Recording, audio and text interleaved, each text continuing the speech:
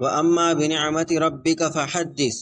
మీరు అల్లాహ్ యొక్క అనుగ్రహాల గురించి పొగుడుతూ ఉండండి అని ఖురాన్ గ్రంథంలో తెలియచేయటం జరిగింది. అయితే ముహమ్మద్ సల్లల్లాహు అలైహి వసల్లం గారు అల్లాహ్ను పొగుడుతూ ఉండాలి అన్న సందేశము ఎందుకు ఇవ్వటం జరిగింది అంటే, కొన్ని రోజుల దాకా ముహమ్మద్ సల్లల్లాహు అలైహి వసల్లం గారి దగ్గరికి జిబ్రాయిల్ అలైహిస్సలాం గారు ఎలాంటి సందేశం తీసుకురారు. ఏ వహీ రాకపోయేటప్పటికీ ముష్రికులు, కాఫిర్లు, వాళ్ళ ఆడవాళ్ళు వెక్కిరిస్తూ ఉండేవాళ్ళు. మీ దగ్గరికి ఒక దయ్యం వచ్చేది కదా, ఏం రావట్లేదా అని వెక్కిరించేవాళ్ళు. ముహమ్మద్ సల్లల్లాహు అలైహి వసల్లం గారి మనసులో ఎంత కలత ఉన్నా కూడా అల్లాహ్ మీద ఆశ ఏనాడు వదులుకోలేదు. అయితే 15 రోజుల తర్వాత అల్లాహ్ సుబ్హానహు వ తఆలా ముహమ్మద్ సల్లల్లాహు అలైహి వసల్లం గారి ప్రోత్సహిస్తూ, మీరు వాళ్ళు చెప్పే ఏ మాటని కూడా పట్టించుకోవాల్సిన అవసరం లేదు, మీరు రుజుమార్గంపై ఉన్నారు, మా హిదాయత్ పైన ఉన్నారు, మీకు మా అనుగ్రహం లభించింది. ఈ విధంగా అల్లాహ్ సుబ్హానహు వ తఆలా ఆయనకి ఏదైతే చేశాడో అవన్నీ గుర్తు చేశాడు. ఇవన్నీ గుర్తు చేసిన తర్వాత తెలియచేశాడు, ఫఅమ్మల్ యతీమ ఫలా తఖ్హర్. మీ దగ్గరికి ఎవరైనా పేదవాళ్ళు వచ్చినట్లయితే, అనాథలు వచ్చినట్లయితే వారిని కసురుకోకండి అని అన్నారు. వ అమ్మస్ సాయిల ఫలా తన్హర్. అలాగే అడుక్కునే వాళ్ళు, యాచించే వాళ్ళు ఎవరైనా మీ దగ్గరకు వచ్చినట్లయితే వారిని కసిరి కొట్టకండి అని అల్లాహ్ సుబ్హానహు వ తఆలా అన్నాడు. వ అమ్మా బినిఅమతి రబ్బిక ఫహద్దిస్. మీకు కూడా అల్లాహ్ సుబ్హానహు వ తఆలా అసలు మీ దగ్గర ఏది లేనప్పుడు మీకు ఇచ్చాడు కాబట్టి ఆయన అనుగ్రహాలు, ఆయన కారుణ్యము ఇవన్నీ కూడా గుర్తు చేసుకొని అల్లాహ్ను పొగుడుతూ ఉండండి అని చెప్పడం జరిగింది.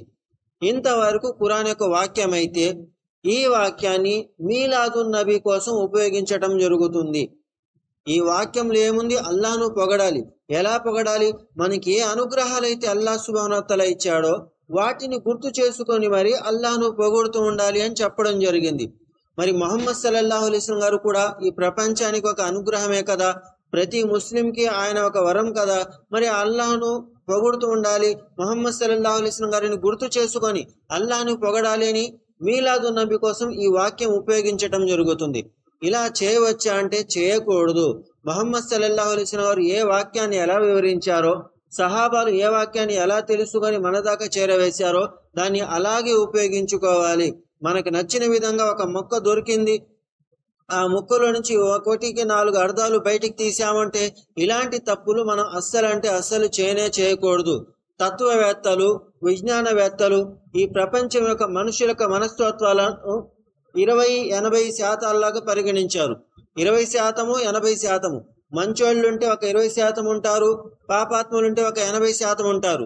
చదువుకున్నోళ్ళంటే ఒక 20% ఉంటారు, చదువు లేని మూర్ఖులు ఒక 80% ఉంటారు. ఇలా ప్రపంచాన్ని వాళ్ళు మనుషులను వేరు చేసుకుంటూ వచ్చారు. వాళ్ళ కష్టపడ్డారు, వాళ్ళ కష్టం కాబట్టి అభినందించాలి. అదే ఇస్లాంకి కూడా జరుగుతుందేమో చూసుకోవాలి. మేము ముస్లింలమని చెప్పే వాళ్ళలో 20% కొద్దో గొప్ప చదువుకుంటే 80%కి చదువే లేదు. పోనీ ఆ 20%లో కూడా ఎంతమంది ఖురాను హదీసు సంపూర్ణంగా చదివారంటే అందులో ఒక 20% కనిపిస్తారేమో.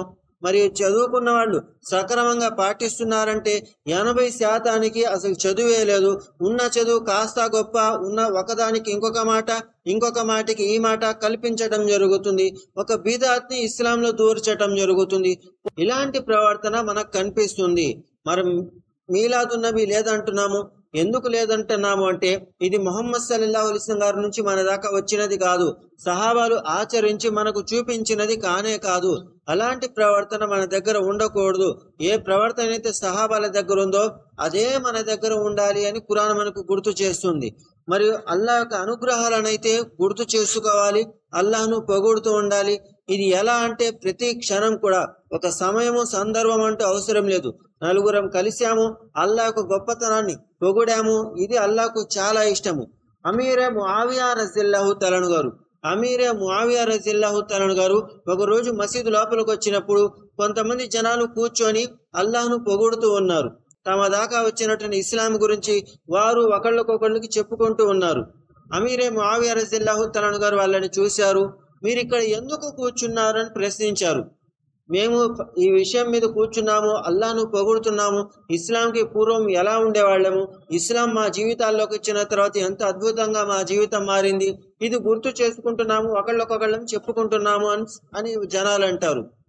మరి అమీరే ముఆవియా రజియల్లాహు తఆలా గారు అన్నారు, అల్లాహ్ మీద ఒట్టేసి మరి చెప్పండి, మీరు నిజంగా అల్లాహ్ కోసం ఇక్కడ కూర్చున్నారా, మీరు నిజంగా అల్లాహ్నే పొగుడుతున్నారా, అల్లాహ్ మీద ఒట్టేసి మరీ చెప్పండి అని అడుగుతారు.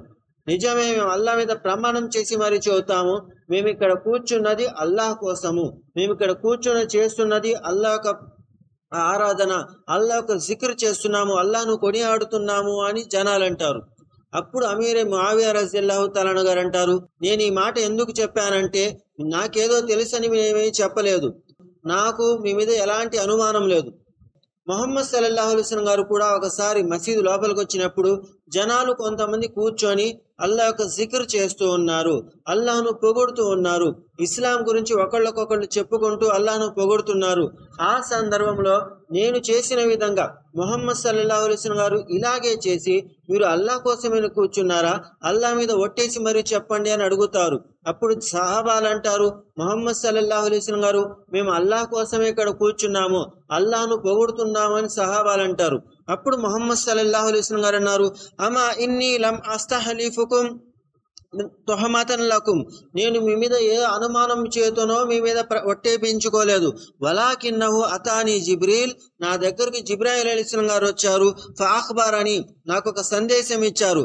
అన్నల్లాహ్ అజ్జ వజల్ల యుబాహి బికుముల్ మలాయిక, మీ గురించి అల్లాహ్ సుబ్హానహు వ తఆలా దైవదూతల మధ్యలో ప్రస్తావిస్తున్నాడు, దైవదూతల మధ్యలో చర్చిస్తున్నాడు, కాబట్టి నేను మీ గురించి ఒట్టేసి మరీ అడిగాను అని మొహమ్మద్ సల్లల్లాహు అలైహి వసల్లం గారు అన్నారు. అంటే మసీదులో కూర్చొని అల్లాహ్ను పొగడటము, జికిర్ చేయటము, ఇవన్నీ కూడా మొహమ్మద్ సల్లల్లాహు అలైహి వసల్లం గారి యొక్క సాంప్రదాయము. మనం అల్లాహ్ను గుర్తు చేసుకోవాలి. నలుగురం కలిసినప్పుడు అది మసీద్ అయితే గనక అల్లాహ్ గురించే చెప్పుకోవాలి. పనికి మాలిన చెత్త ఎప్పుడూ చెప్పుకునేదే. కానీ అల్లాహ్ గురించి పొగుడుతూ, అల్లాహ్ గురించి గుర్తు చేసుకుంటూ, మనకు ఇచ్చినటువంటి హిదాయత్ గురించి, మాకు అల్లాహ్ సుబ్హానహు వ తఆలా ఇచ్చిన హిదాయత్ గురించి, అనుగ్రహాల గురించి ప్రస్తావిస్తూ పొగుడుకుంటూ ఉండాలి. అల్లాహ్కు కృతజ్ఞత తెలుపుతూ ఉండాలి. ఇలా చేయటం కారణంగా ఆ సహాబాలను అల్లాహ్ సుబ్హానహు వ తఆలా దైవదూతల మధ్యలో పొగిడాడు. ఏ సహాబాలైతే మసీదులో కూర్చొని అల్లాహ్ యొక్క జిక్ర్ చేశారో, ఏ అల్లాహ్ను పొగిడారో, ఆ సహాబాలను దైవదూతల సమక్షంలో పొగిడాడు. కాబట్టి మనం కూడా ఇలాంటి పనులు చేస్తూ ఉండాలి. కానీ ఈ హదీసుని చదువులేని మన ముస్లిం సోదరులు ఈ హదీసుని తీసుకెళ్లి మీలాదున్ నబీలో కలిపేస్తున్నారు. మొహమ్మద్ సల్లల్లాహు అలైహి వసల్లం గారు ఇలా కూర్చున్న సహాబాలకు శుభవార్త ఇచ్చారు కాబట్టి మేము కూడా కూర్చుందాము, మేము కూడా మీలాదున్ నబీ చేసేద్దాం అంటున్నారు. అక్కడ సమయం ఏమిటి, సందర్భం ఏమిటి, సహాబాలు ఎందుకు కూర్చున్నారు, మొహమ్మద్ సల్లల్లాహు అలైహి వసల్లం గారు ఏ శుభవార్తను ఇచ్చారు, ఇవేమీ పట్టించుకోకుండా, ఇవేమీ చదవకుండా వాళ్ళు అక్కడ కూర్చున్నారు, మేము ఇక్కడ మీలాదున్ నబీ చేస్తున్నాము. ఇలాంటి ప్రవర్తన మన దగ్గర ఉండకూడదు. మనం ఎందుకు కూర్చుంటాము? అల్లాహ్కు జిక్ర్ చేయటం కోసము. ఎప్పుడు కూర్చుంటాము? ఒక సమయం, సందర్భం అంటూ ప్రత్యేకంగా ఏమీ లేదు. నలుగురం కలిసాము, దువా చేసుకుంటాము, జిక్ర్ చేసుకుంటాము. కానీ దీనికి మీలాదున్ నబీ రోజున కేటాయించటము, ఇదే బిదాత్. అంటే మొహమ్మద్ సల్లల్లాహు అలైహి వసల్లం గారు చెప్పని ఏ పనైనా కూడా బిదాత్, సహాబాల దగ్గర లేని ఏ పనైనా కూడా బిదాత్. ఎందుకు? ఒక కొత్త పనిని బిదాత్ అనటం జరుగుతుంది. ఈ రోజు మన ముస్లిం సమాజంలో ఉన్న ప్రతి కొత్త పని బిదాత్. చదువుకున్న వాళ్ళు 20% ఉన్నారు, పర్వాలేదు, కనీసం ఆ 20% కూడా ఖురాను హదీసుకు విలువ ఇచ్చినట్లయితే మిగతా వాళ్ళు ఎప్పుడొకప్పుడు మారుతారు. పర్లేదులే, వాళ్ళు ఎలాగో వాళ్ళ మానను వదిలేద్దామంటే వాళ్ళు మారరు, వీళ్ళు కూడా అటు వెళ్ళే అవకాశాలు ఉన్నాయని ఖురాన్ మనకు గుర్తు చేస్తుంది.